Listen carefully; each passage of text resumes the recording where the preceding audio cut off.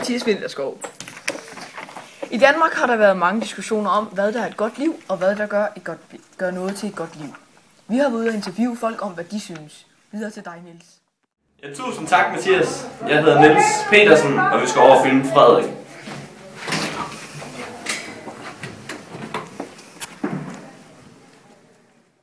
Hej. Goddag. Hvad gør dig lykkelig? Jamen, det der gør mig lykkelig, det er, at jeg kan leve og stadigvæk kan se frit ud i fremtiden, og ikke skal bekymre mig om noget, som der ligesom kan ske, så det er ligesom på en eller anden måde dør.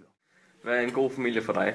Men en god familie, det er en, der tager sig af mig, og virkelig sådan, giver mig noget, hvad skal man sige, altså giver mig noget input i hverdagen, ikke? Altså, nogen jeg kan diskutere med og tale mine problemer med, og nogen som der giver mig et sted at sove og sådan noget, ikke?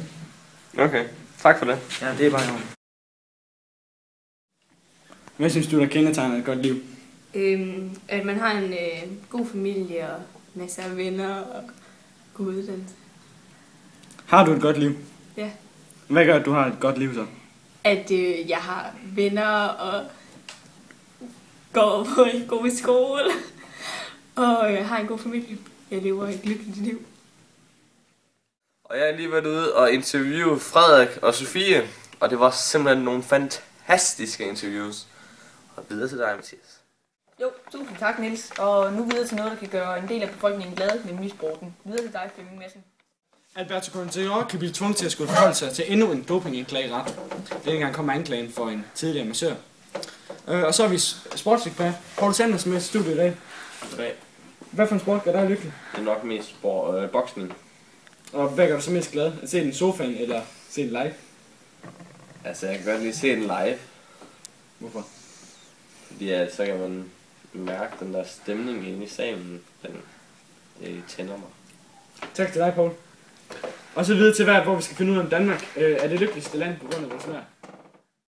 Det kan man ikke rigtig påstå, fordi at vi kender jo, det regner jo rigtig meget her i Danmark. Men I behøver ikke at bekymre jer, fordi at det næste uge, der får vi rigtig godt vejr. Der er solskin og 30 grader om torsdagen. Så I kan godt pakke jeres vintertøj væk, fordi at det bliver sommer nu.